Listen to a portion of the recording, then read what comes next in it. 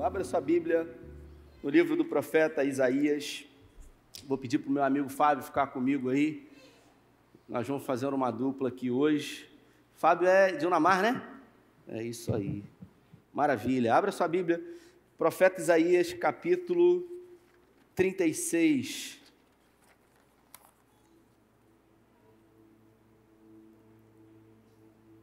Eu não sei você, mas eu me converti há muitos anos atrás. Eu me converti numa virada de ano, de 95 para 96.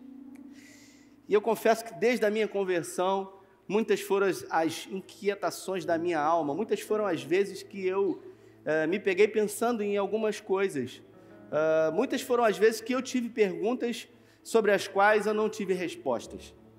E eu confesso para você que até o dia de hoje, muitas são as vezes que eu me pego diante de situações que eu não tenho respostas para elas, mas isso não me impede de continuar crendo, não me impede de continuar avançando, caminhando, e não me impede também de continuar acreditando que Deus ele está no controle de todas as coisas. Porque muitas foram as vezes que a situação saiu do meu controle, e todas as vezes que a situação sai do nosso controle, nós realmente ficamos perdidos, desnorteados e às vezes até nos colocamos em dúvida, como por exemplo nesse ano de 2020, que para muitos foi um ano terrível. Eu ouvi durante esse tempo de pandemia que esse ano era um ano a ser esquecido. Para muita gente esse ano foi um ano perdido, foi um ano de jogar fora, mas a verdade é que para muita gente também esse ano está sendo o melhor ano da história da vida. Ontem mesmo eu ouvi de uma pessoa, de um irmão, disse: esse ano, sem sombra de dúvidas para mim, está sendo o melhor ano da história da minha vida. E para pregar hoje eu queria começar fazendo algumas perguntas para você, e a primeira pergunta que eu faço para você é: quem é você? Eu já faço essa pergunta para alguns irmãos, às vezes, quando faço atendimentos, e eu pergunto: fulano, como por exemplo, Salomão, e aí se eu fizer essa pergunta para ele, ele vai dizer: oi, eu vou dizer: não, quem é Salomão? E aí ele vai ter que dizer quem é. E a forma como ele dirá quem ele é, vai partir de um ponto de vista, de um lugar que ele está. Não um lugar geográfico, mas um lugar dentro da mente dele, dentro de uma construção subjetiva, que vai fazer com que ele pense quem ele é. Salomão é um cara assim, assado, Salomão, e se eu perguntar Deus, ele também vai dizer que é tudo. A maioria das pessoas fala: Deus para você tudo. Ótimo, né? Uma excelente resposta.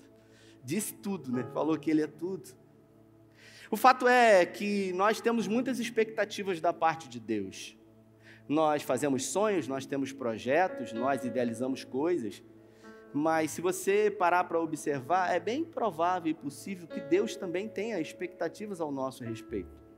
Nós nos esquecemos muitas das vezes disso, porque nós estamos focados muito no ter, muito no fazer, muito no construir, e por estarmos focados nisso, sempre achamos que as expectativas são sempre nossas, daquilo que vamos fazer, daquilo que vamos empreender, e diante dessa construção existencial, né, de vida, as tribulações e as adversidades, elas sempre estão nos pegando de surpresa, Milton. Você já parou para pensar que a luta, ela não tem fim e que ela sempre aumenta? O nível de guerra e de batalha que você enfrenta é sempre assim, é sempre uma crescente, é assim na história das nossas vidas. E nem sempre as adversidades, elas vêm quando estamos fazendo aquilo que é errado somente. Porque existe uma máxima dita por um dos amigos de Jó, que disse para ele o seguinte: olha, é impossível alguém estar passando pelo que você está passando sem ter feito alguma coisa de errado. Confessa logo, você fez alguma coisa. Mas a verdade é que a Bíblia fala que o dia mau ele vem para o justo e vem para o ímpio. E uma coisa interessante, Felipe, é que a Bíblia não fala que é para o crente. E eu gosto disso. Porque se dissesse que era para o crente, a gente ficaria até um pouco presunçoso, né? Porque a gente tem as nossas convicções. Um dia eu disse aqui que que os evangélicos, eles acham que Deus é evangélico. E tem gente que acha mesmo e briga por isso. Os católicos, eles não acham, eles têm certeza que é católico. Mas se você observar, dentro da história da Bíblia, Deus nunca foi exclusividade nossa. Ele nunca disse que era exclusividade nossa. Ele sempre disse que Ele era um Deus de todos. Ele veio para os seus, mas os seus não receberam. Mas a todos quanto receberam foi dado a esses os direitos, o poder de serem chamados filhos de Deus. Evangelho de João capítulo 1, versículo 12. Só que nós somos exclusividade dele. Deus, ele deixa isso muito claro para nós, que nós somos exclusividade dele. E o profeta Isaías foi um profeta que viveu num período de 650 anos antes de Cristo. Ele declarou um momento na história onde o rei Senaqueribe ele fez uma ameaça para o rei Ezequias. E eu queria falar um pouquinho sobre isso. Sobre como nós lidamos com as situações adversas. Como que você lida quando tudo que você está fazendo é contrário com aquilo que você projetou? Como é que você lida com a perda, com as perdas da vida? Quando você é contrariado, como é que você lida com isso? Quando a situação sai do seu controle, você não sabe o que fazer, assim como Saul, que deveria esperar Samuel e não esperou, e por não esperar, se precipitou e ofereceu sacrifício. E muitas são as vezes quando deixamos de esperar, como o Neil ele diz, né? A gente desespera, a gente deixa de esperar. E a gente acaba se perdendo. O rei Ezequias foi um dos melhores reis que a nação de Israel teve. Quando ele assumiu o reinado, ele já assumiu o reino em coparticipação com seu pai durante 18 anos. Num determinado momento ele assumiu o trono definitivamente e ele colocou a casa em ordem. Ele reinava no reino do sul, capital, Jerusalém. E ele destruiu os altares a deuses pagãos, ele instituiu um jejum para todo mundo. Ele fez aquilo que só Salomão havia feito lá atrás, que era instituir uma Páscoa ali para que eles comemorassem. E aí a nação de Israel começou a adorar somente o Senhor. Ele chamou a atenção de todos para que eles pudessem adorar ao Senhor. E depois que ele colocou a casa dele em ordem, e ele organizou tudo, Lucas, sabe o que aconteceu? A Bíblia fala que o rei Senaqueribe, ele veio para tentar conquistar Jerusalém. E Senaqueribe, ele cercou a cidade antiga de Jerusalém com o seu exército numeroso e poderoso, Lucas, esperando uma estratégia de guerra que os suprimentos acabassem do povo que estava lá dentro, que eles se rendessem. Senaqueribe estava obstinado a vencer. Só que Ezequias, ele era um rei que amava o Senhor. Ele honrava o Senhor acima de todas as coisas. E Senaqueribe não teve pressa, ficou ali no cerco. Alguns textos da Bíblia, não esse que eu vou ler, ele diz que eles ficaram 2 anos ali esperando. Uma hora eles vão sair. Vamos deixar eles com fome. Até que Ezequias, ele teve uma ideia. Ele reuniu os seus oficiais e ele disse: olha, nós vamos construir um túnel aqui. E esse túnel está até hoje lá em Israel, eu tive a oportunidade de conhecer. É um túnel de 500 metros, que foi feito com 2 metros de altura, debaixo do Monte Moriá, rocha pura, e eles fizeram isso sem ferramentas pneumáticas, sem macacos hidráulicos, eles cavaram aquilo com picareta e com pá, e sem nenhum GPS. Um grupo começou de um lado, outro grupo começou do outro, e através do som eles foram norteados pelo Senhor e eles se encontraram. Ezequias, ele pensou: nós vamos tirar o suprimento de uma fonte que tem do lado de fora e a gente vai fazer com que essa fonte passe por dentro. E com isso eles vão tostar, eles vão secar lá no sol. E assim ele fez. Porque nem sempre Deus, ele nos livra da adversidade. Nem sempre Deus, ele nos poupa do dia mal, mas Ele sempre está conosco na adversidade, e Ele sempre está comigo e com você no dia mal, no dia da prova.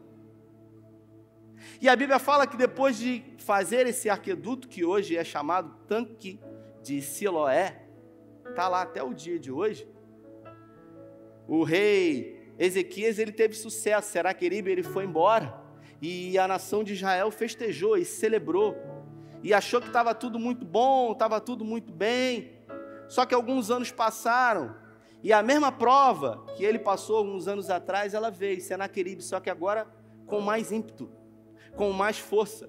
Afinal, Senaqueribe, ele havia determinado no seu coração que ele iria conquistar a nação de Israel, especificamente Jerusalém. E ele vinha conquistando território após território, ele chegou a conquistar Samaria, e só faltava agora Jerusalém. E, diferente da primeira vez, ele não cercou Jerusalém, ele mandou mensageiros para que fossem lá dar um recado ao povo. Então, os mensageiros dele, um grande oficial, chegou diante do muro e falou para eles o seguinte, quero ler para você, capítulo 36. No 10º ano do reinado de Ezequias, Senaqueribe, rei da Síria, atacou todas as cidades fortificadas de Judá e se apossou delas. Então, de Laquis, o rei da Síria, Senaqueribe, enviou o seu comandante com um grande exército a Jerusalém e ao rei Ezequias. Quando o comandante parou no arqueduto do açude superior da entrada que leva ao campo do lavadeiro, o administrador do palácio, Eliaquim, filho de Ilquias e secretário do arquivista real, Joá, filho de Asaf, foram ao encontro dele. E o comandante de campo falou, digam a Ezequias, assim diz o grande rei da Síria, em quem vocês estão baseando a sua confiança? Você diz que a estratégia e a força militar não passam de palavras vãs? Em quem vocês estão confiando para se rebelar contra mim? Pois vejam, agora vocês estão confiando no Egito, aquela cana esmagada que fura a mão de quem tenta se apoiar nela. O rei Senaqueribe, ele mandou mensageiro com uma estratégia de guerra. Sabe quando de uma forma sutil, um ataque psicológico? Foi isso. Ele chegou lá imprimindo medo, dizendo, olha, não adianta. Eu estou aqui e dessa vez a gente vai conquistar. Não foi porque a gente tentou no passado e não deu certo, que agora não vai dar. E é comum que na nossa vida a gente consiga resistir a algumas adversidades, a algumas investidas do inferno contra nós, mas todo mundo tem um ponto fraco. Todo mundo tem uma vírgula. Todo mundo tem um porém, assim como Jefté, que era filho, um guerreiro valente, a Bíblia fala que ele era um guerreiro valente, vírgula, porém, filho de uma prostituta. Todo mundo tem uma vírgula, todo mundo tem um porém, todo mundo tem um ponto fraco. Eu estive na sua terra, Felipe, essa semana, e ontem eu tive a oportunidade de subir aquele bondinho lá, o teleférico, e eu confesso que eu tenho medo de altura. Não é que eu tenho medo, eu respeito a altura dos lugares. Eu acho que Deus não colocou asas em nós, e sim nos anjos. E eu tenho medo de altura. E alguns anos atrás eu já tentei superar. Eu falei isso aqui recentemente. Eu sempre tive esse medo de altura, né? E até trabalhei na faculdade essa questão do medo de altura. E um dia um irmão que dava aula de paramotor, ele perguntou se eu queria fazer um voo panorâmico com ele, e eu fiz. Eu falei para ele, eu vou. E ele falou, pô, mas todo mundo sabe que você tem medo de altura. Eu falei, cara, mas eu quero vencer, eu preciso vencer. E aí a gente foi em São Pedro, e ele falou, a condição de vento aqui não tá boa. Você quer voar mesmo? Eu falei, quero, cara. Ali eu não queria voar. Eu queria vencer o medo. Aí ele falou, então a gente vai ter que ir lá para Saquarema. A gente foi, quando chegou lá, ele pegou aquele paraquedas, aquele negócio, levantou, botou a cadeirinha e tal, e ele falou, ó, nós vamos correr. E eu vou falar, corre, você corre. Levantou aquela vela imensa, um ventilador nas costas, e a gente começou a correr, e eu corri, e de repente eu vi meu pé sair do chão. Aí ele botou uma cadeirinha aqui, e o negócio começou a subir, irmãos. E o negócio começou a subir, e eu...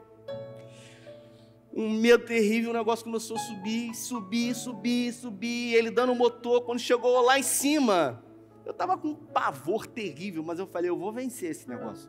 E de repente lá em cima,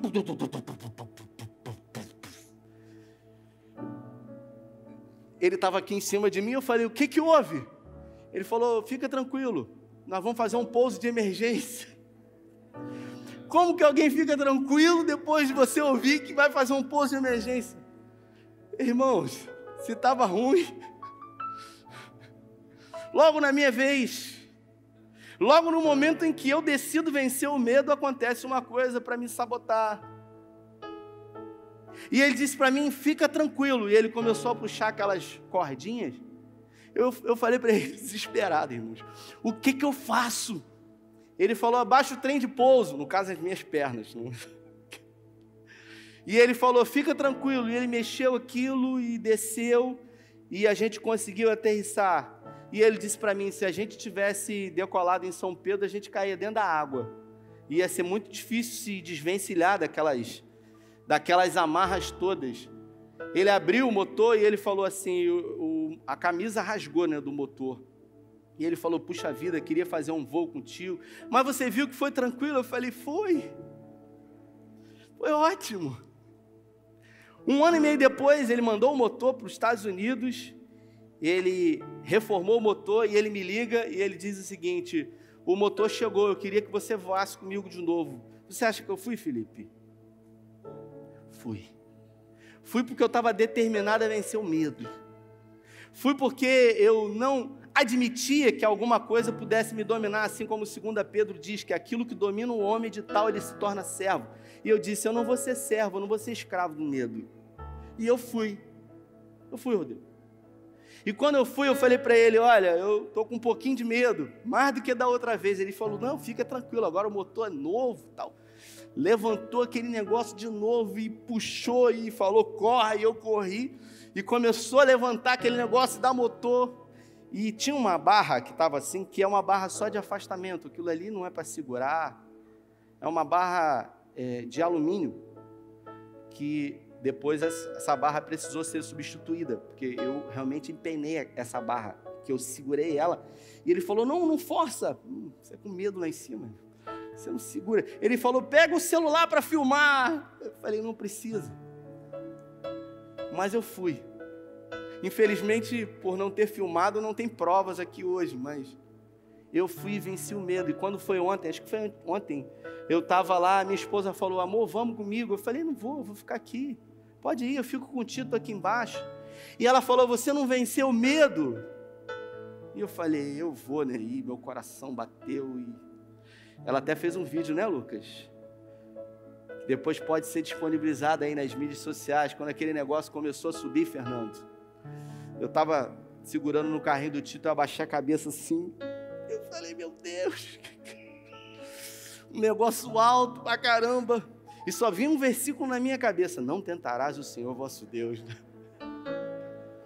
Mas eu não me deixo dominar pelo medo, mesmo sentindo o medo. Foi assim que Ezequias foi afrontado com medo. E o interessante é que na afronta que Ezequias sofreu, o rei Senaqueribe, ele sempre perguntou coisas que mexiam com um ponto fraco de Ezequias. A primeira coisa é a dúvida, porque você serve a Deus, você sabe que Ele é um Deus do impossível, você sabe que Ele é um Deus de milagres, mas de repente quando a adversidade vem, quando você contraiu o Covid-19, Milton, você, Fafá e o Hugo, né? Você crê no Senhor, você é um discípulo de Jesus, mas quando os 3 contraíram, você foi medindo a suturação todo momento, não foi? Porque vai que... E se... E são essas pequenas coisas que nos colocam incertezas. O Salomão, preguei com ele um tempo atrás em Macaé, e ele falou, olha, eu dei o meu telefone, o número do seu telefone para minha esposa, porque a Zahara está para nascer a qualquer momento. Eu falei, como assim? Já tem alguém para levá-la para o hospital, se ela entrar em trabalho de parto agora? Aí ele falou assim, eu espero que tenha. E eu falei, rapaz, Salomão é um cara sábio, né? Um cara mais descansado e tranquilo que eu conheci. Mas Ezequias, ele foi pego no ponto fraco dele, porque primeiro foi colocada a dúvida no coração dele. E a segunda coisa que Senaqueribe fez foi perguntar para ele: você acha que o Senhor vai estar com você depois do que você fez? E é assim, na história das nossas vidas, quando alguma coisa contrária àquilo que desejamos vem até nós, e nós pensamos: será que realmente o Senhor vai estar comigo aqui depois que eu cometi aquilo, depois que eu deixei de fazer isso, depois que eu deixei de fazer aquilo? São as questões que nós temos da vida que colocam em xeque o amor de Deus por nós e a bondade e o favor dele sobre as nossas vidas. E não o bastante ainda, nessa investida, o rei Senaqueribe, diante do muro, para que todo o povo pudesse ouvir, disse para ele: vocês estão achando que o Deus de vocês vai livrar vocês disso? Nós estamos aqui porque Ele mandou a gente aqui. Ou seja, nós estamos aqui fazendo a vontade de Deus. Vocês não podem contar com ninguém.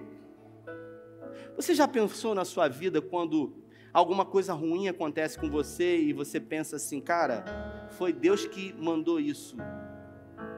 É igual a história que aconteceu comigo, que eu fiz um velório, que o filho de uma mulher morreu. E contra a ordem natural da vida, um pai enterrar um filho, e eu fui lá, eu não conhecia, e aí eu cheguei, me falaram: aquela lá é a mãe do menino que morreu, e eu fui lá dizer que eu ia fazer o velório, e deixar os meus sentimentos, e tinha uma senhora na minha frente, e essa senhora na minha frente, ela quis dar uma palavra para a amiga dela, não sei se era parente, sabe quando você quer falar alguma coisa e você não tem o que falar? Não fala nada. E ela disse na minha frente: Deus tem um propósito nisso. E a mãe disse: mas ele tinha que matar o meu filho para cumprir o propósito dele? E a pergunta que fica é: que Deus é esse que tem que matar para cumprir propósito? Que Deus é esse que tem que permitir que coisa ruim aconteça na sua vida para fazer com que você viva coisa boa? Se Deus é o Deus do impossível, realmente Ele precisa fazer isso? Eu pergunto para você. Ele precisa fazer com que algo muito ruim aconteça na sua vida? Será que tudo na história da nossa vida é propósito de Deus, Salomão? Será que tudo é propósito de Deus, Felipe? Será que furou o pneu do carro é propósito de Deus? Será que eu peguei Covid-19 é propósito de Deus? Porque tem gente que vê propósito de Deus em tudo. E a nação de Israel ouviu um recado do rei Senaqueribe dizendo: nós estamos aqui amando do próprio Deus. Foi Deus que nos enviou para cá. Ou seja, não adianta vocês nem contar com Ele, porque nós estamos aqui amando dEle. Quantas foram as vezes na sua vida que a adversidade bateu a sua porta e você colocou em xeque se era ou se não era a vontade de Deus na sua vida? Você acha mesmo que Deus fica a todo momento interferindo na história da nossa vida? Você acha mesmo que a todo momento você está com 39 de febre, aí Deus vai e fala assim: não, vou botar com 36,5. A gente ora, porque nós temos que orar sem cessar. Mas você acha mesmo que toda vez que você ora, Deus responde? Seria bom, né?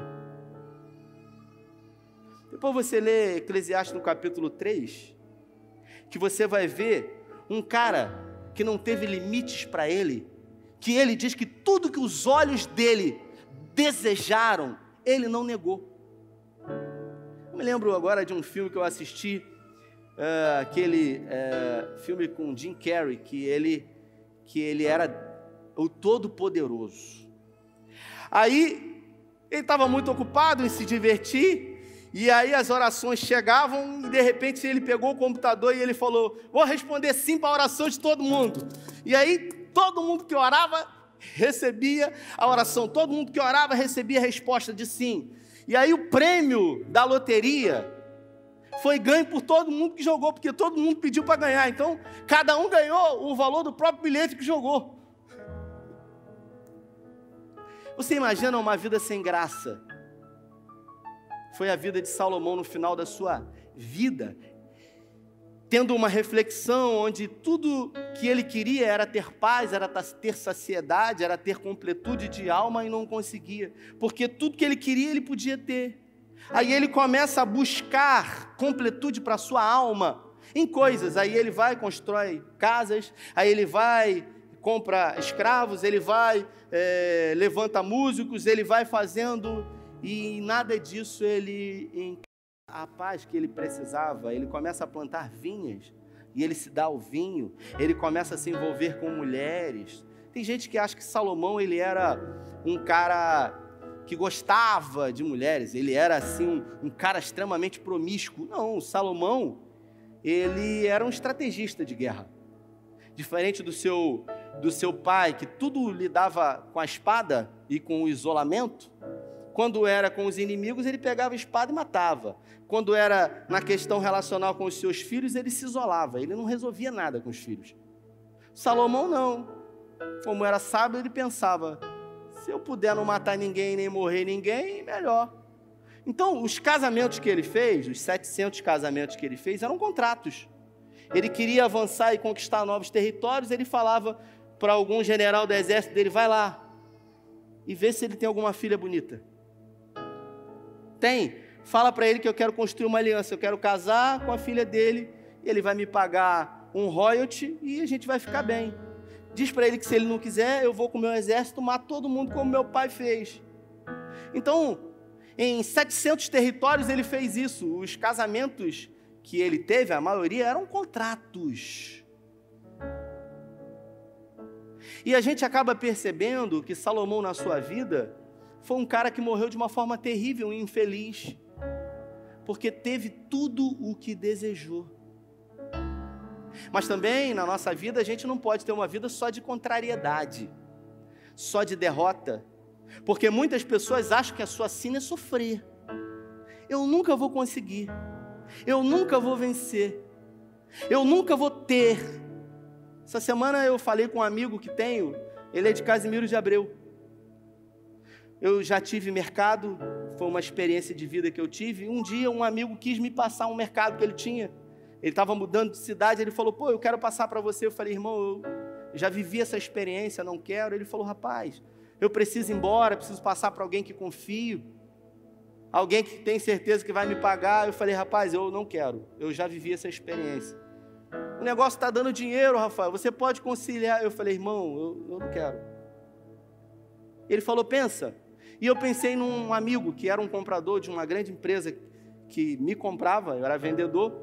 E eu falei com ele, rapaz, está uma oportunidade aí para você pegar um mercado. Se você quiser, ele quer passar para mim, mas eu confio em você. E se você quiser, eu falo com ele, ele vende para você. Ele falou, eu vou orar. Ele era crente? É crente. Vou falar com a minha esposa, orou, e ele falou, rapaz, eu aceito o desafio. Eu fui lá, e eu falei para o cara assim, você quer vender para mim? Tá, você vende para ele, se ele não pagar, eu pago. E vendeu para o cara, e ele pagou. E ele cresceu. Só que ele cresceu de uma forma muito desordenada, e depois que ele cresceu, ele quebrou. Ele quebrou. E ele ficou devendo a muita gente. E durante 4 anos, Salomão, ele fechado, quebrado, ele foi pagando a cada uma das pessoas que ele devia. E ele honrou todos os compromissos que ele ficou devendo, e agora ele abriu outro mercado. E muita gente disse assim, você é louco, você já quebrou uma vez. E eu tive a oportunidade de mandar uma mensagem para ele, e eu falei, cara, eu admiro muito a sua atitude, sabe por quê?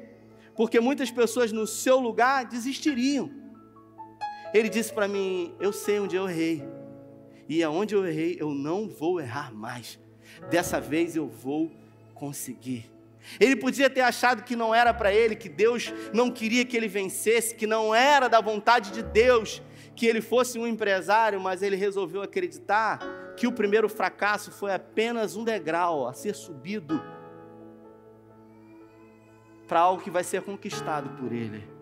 Eu pergunto para você que está aqui nessa noite, nesse culto das 18 horas, 2020 realmente pode ser o melhor ano da história da sua vida? Existe ainda nesse ano a possibilidade de Deus transformar esse ano no melhor ano da história da sua vida? E eu vou mais além nessa pergunta, será que realmente depende de Deus fazer com que esse ano possa ser o melhor ano da história da sua vida? Porque nós condicionamos tanto a Ele expectativas, nós colocamos diante dEle tanto o ter e o fazer e o efetuar, e Ele faz. E às vezes nós nos esquecemos que na nossa vida depende muito mais de nós do que propriamente dele, né, Milton? Algum tempo atrás eu conversava com ele e ele falou assim para mim: eu estou querendo abrir um outro negócio, lembra? Mas eu não sei se é da vontade de Deus.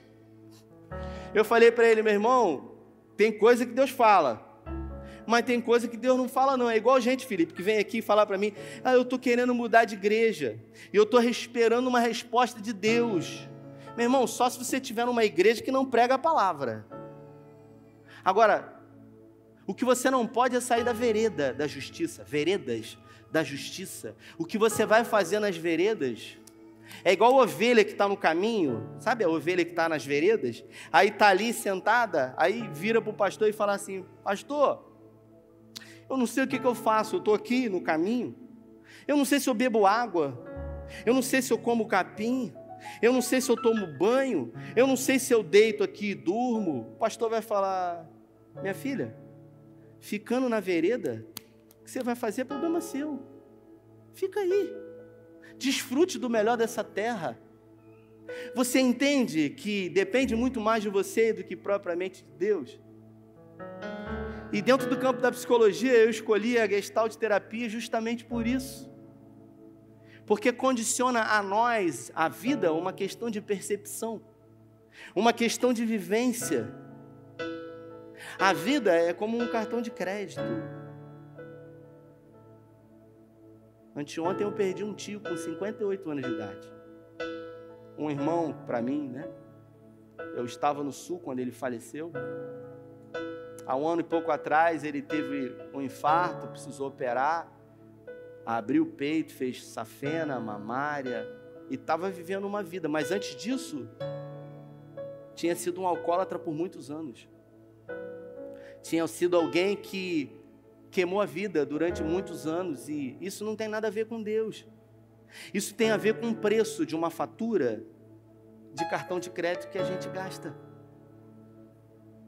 Porque o seu corpo é seu, mas isso aí não é você, porque você não tem um corpo, você não é um corpo, você tem um corpo, você é uma alma, você não tem alma. Você é uma alma e você tem um corpo. Agora, a maneira como você lida com esse corpo aqui na terra vai determinar quanto tempo você tem. Ah, mas se o Senhor... Então, meu irmão, milagre acontece todo dia na sua vida? Acontece? Não acontece. Milagre é uma ação fenomenológica que nós não temos o controle sobre ela. Por isso, faça a sua parte. Eu queria, nesses últimos minutos que me restam aqui, dizer para você que ainda esse ano de 2020 pode ser sim, para você que está em casa, o melhor ano da história da sua vida, se você decidir, ao invés de lamentar, viver. Você decidir, ao invés de somente chorar, experimentar do melhor dessa terra. Ah, mas tinha tanta coisa que eu tinha planejado, que eu tinha feito, que eu tinha... Você pode hoje se reprogramar e se adaptar a viver uma nova vida. Nós, inevitavelmente, irmãos, nunca mais seremos os mesmos. Nunca mais seremos os mesmos. Mas não olhe isso como algo ruim, olhe isso como algo bom. Há pouco eu disse para um desses meninos aqui, nunca se pregou tanto o evangelho para o mundo como hoje. Hoje todos estão pregando para o mundo. Isso quer dizer que hoje o evangelho está chegando aos 4 cantos do mundo. E o Felipe que está aqui, que é responsável pela missão na África, sabe muito bem que hoje, até mesmo nesses lugares, o Mevan tem chegado, pregado a palavra. Então, eu quero fazer uma última pergunta para você nessa noite. Se Deus hoje dissesse para você que você tem a oportunidade de fazer um pedido para Ele, qual pedido você faria para o Senhor? Pense aí. O que você pediria para o Senhor hoje se Ele falasse para você: pode me pedir o que você quiser, que eu vou atender hoje? Será que você pediria para você alguma coisa mensurável? Será que você pediria para o Senhor alguma coisa que é um sonho para você, uma casa própria, um carro do ano? Ah, eu queria passar num concurso público. Porque eu quero estabilidade todo mês.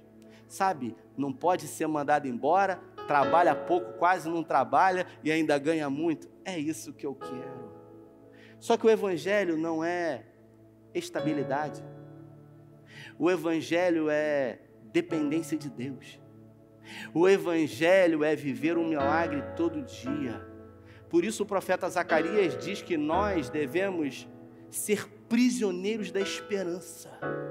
Por isso que o profeta Abacuque, Deus fala para ele, quando ele questiona Deus, Deus fala para Abacuque que o justo viverá pela fé. E eu repito o que eu disse, não é o crente, é o justo, viverá pela fé. Por isso que no capítulo 37 de Jó, quando Deus ele sofre aquelas inquietações de Jó, perguntando por quê?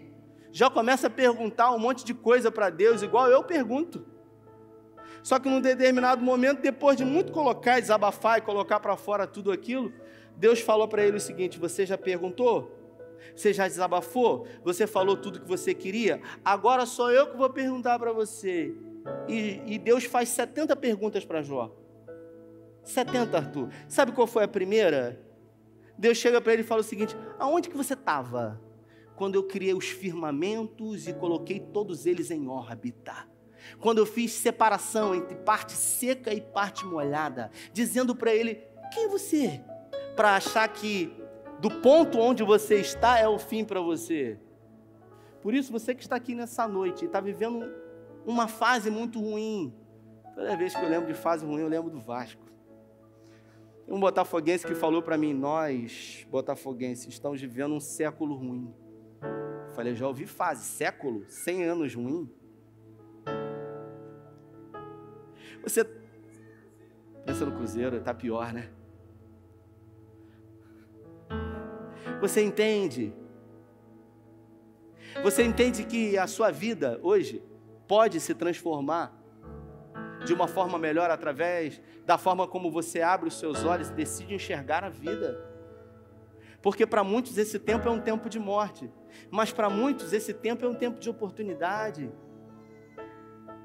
Irmãos, eu estava lendo uma matéria no outro dia que diz que o Brasil tem se transformado num país de protestantes, de católicos, para um país de protestantes, de evangélicos. Eu não sei se isso é bom ou se isso é ruim, porque esses pseudos evangélicos também são evangélicos norte-americanos que vivem uma vida... é igual gente que está lá no SEI. Eu sou do SEI, aí me mostra a foto. Essa pessoa é daqui? Não, não é daqui. Não, diz que é. Está há 3 anos. Não, nunca foi apresentado aqui. Não é daqui, pô. Não, eu estou lá, eu só vou domingo. É gente que não tem compromisso, não bota anel no dedo, não se aliança, não fala assim, não, A pergunta que eu tenho para você hoje é: o que você deseja que Deus faça na sua vida para que esse ano seja o melhor ano da história da sua vida? A segunda pergunta é: isso realmente depende de Deus ou depende de você? Se coloque de pé. Eu queria orar por você. Eu não vou chamar ninguém aqui à frente, mas eu tive a oportunidade de sair de férias. E eu confesso que, como nunca nesse ano, eu me desliguei em férias. Eu não quis saber de telefone, não quis saber nem se morresse. E eu tive a oportunidade nesses dias que fiquei de férias de refletir sobre a minha vida e sobre como eu tenho gastado a minha vida. Porque nós só temos uma vida e eu tenho 41 anos, Felipe. E eu tenho a impressão, na minha mente, que eu não tenho 41 anos. Porque ontem eu era um adolescente. Só que as pessoas que eu muito amo e que convivi parte dos anos da minha vida, têm morrido ano após ano. Tem um ano que eu perdi a minha segunda mãe. Agora eu perdi um irmão de criação. E eu vou olhando para o lado e eu fico vendo o que eu estou fazendo com a minha vida. Existe uma missão dada por Deus para mim. Existe um propósito de Deus na minha vida, que é um propósito de governo. Ele me colocou nessa terra para governar. Ele disse: governe sobre tudo e sobre todos. Mas a verdade é que muitos de nós não temos governado. Temos sido governados. Então, eu quero pedir ao Espírito Santo de Deus agora que abra os seus olhos e que você entenda que somente depende de você. Você fracassou, você quebrou, como esse irmão que eu disse, Anderson. Não é porque você quebrou, que não deu certo, que você não pode tentar de novo. Você precisa discernir em persistência, em ser cabeça dura. Tem gente que não tenta a segunda vez porque acha que não é para ser. Tem gente que tenta 1000 vezes porque é cabeça dura e acha que sempre vai dar certo. Então, que Deus dê a você a sabedoria que Ele deu a Salomão. Com a capacidade de discernir o momento de não desistir diante das perdas que você viveu, dos fracassos que a vida proporcionou para você, dos abandonos que foram impressos na sua alma, mas também para que você entenda que o Deus que você serve é um Deus que colocou você aqui na terra, não é para sofrer, não. É para comer do melhor dessa terra e é para viver do melhor dessa terra. Porque Deus é Pai, e se Ele é Pai, Ele quer o melhor para você. E não é porque as circunstâncias são adversas que Deus mandou isso para que você sofra. Não, dia bom e dia mal acontece na vida de todo mundo, mas a forma como eu passo por isso determina o resto do tempo que eu tenho. Eu finalizo as minhas palavras citando um versículo que eu carrego comigo já há muitos anos, que é Eclesiastes, no capítulo 7 e no versículo 14. Quando os dias forem bons, aproveite-os bem, desfrute deles. Mas quando forem maus, considere. É tempo de chorar na sua vida? Chora. Mas chora mesmo, não fica segurando o choro, não. Morreu alguém que você muito amava do Covid. A perda chegou na sua casa, chore. Chore de verdade, como eu cheguei um dia num velório e eu repreendi uma pessoa que disse para uma menina que estava chorando: não chora. Eu falei: meu irmão, se nem aqui pode chorar, vai chorar onde? Diante da perda. Chore, mas chore tudo. Chore de verdade, e depois que você chorar, você enxugue as lágrimas. E você decida não chorar mais. Você decida experimentar do melhor que Deus tem para você.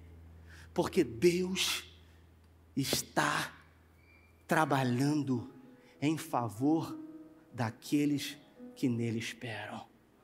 Estenda sua mão para frente. Eu quero orar por você. Pai, nessa noite eu quero orar por pessoas que entraram aqui com expectativas adversas, pessoas que têm dúvidas do teu amor, pessoas que acham que o Senhor é um Deus severo, um Deus que castiga, um Deus que pune, um Deus que maltrata, um Deus que vive na dialética do bem e do mal, como aqueles filmes hollywoodianos, que o bem prevalece e o mal prevalece e o bem sofre até o último momento. Não, o Senhor não é nada parecido com isso. A tua palavra diz que o Senhor é Pai. E por ser um Deus Pai, o Senhor tem um prazer de abençoar os teus filhos. Porque tudo o que eu puder fazer para o meu filho Tito, eu não vou medir esforço para fazer. Por isso eu te peço em nome de Jesus, Pai, que o Senhor possa promover uma metanoia agora, de dentro para fora. Toda baixa autoestima, todo complexo de inferioridade, tudo aquilo que faz com que os seus filhos tenham uma visão errada de si mesmo, todo achismo, todo estigma do fracasso, da derrota. Senhor, em nome de Jesus, eu repreendo agora o espírito que ronda os teus filhos de dizer para eles que eles não vão vencer, que eles não vão conseguir, que para eles tudo é muito difícil. Não, o Senhor é Deus, e como Deus que é, tem prazer em abençoar os teus filhos. Por isso nessa noite eu quero declarar aberto, Senhor, abertos os céus aqui, na vida dos teus filhos, para que eles possam viver, experimentar, gozar do melhor dessa terra, Pai, do melhor emocionalmente, do melhor financeiramente, do melhor numa vida enquanto filho, do melhor numa vida enquanto pai, enquanto mãe, enquanto marido, enquanto esposa, do melhor numa vida enquanto discípulos do Senhor. Por isso eu quero declarar que esse ano, 2020, ainda para aqueles que não acreditam, será o melhor ano da história da vida deles, para a glória do teu nome. Que o Senhor realize o impossível na vida deles, mas que, sobretudo, Pai, seja feita a sua vontade. E nós não temos controle sobre a sua vontade, a nós nos resta viver cada dia como se fosse o último, entendendo que ainda que percamos o controle, o Senhor jamais perdeu o controle. Guarda a nossa casa, Senhor, guarda os nossos filhos, repreenda o intento do inferno sobre nós e faça da nossa vida uma vida que vale a pena ser vivida para a glória do teu nome. Essa é a nossa oração, agradecidos por tudo, em nome do Pai, em nome do Filho, em nome do Espírito Santo de Deus. Amém, amém e amém. Levante uma de suas mãos aos céus e diga, repita bem forte, eu decido viver a minha vida. Deus me deu a vida para que eu vivesse uma vida que vale a pena ser vivida. Faça da sua vida uma vida que vale a pena ser vivida para a glória de Deus. Eu declaro a melhor semana da sua vida. Que Deus guarde a sua entrada, que Ele guarde a sua saída, que Ele abençoe os seus filhos, que Ele abençoe o fruto das suas mãos para a glória de Deus. Deus abençoe você, uma excelente semana para a glória de Deus.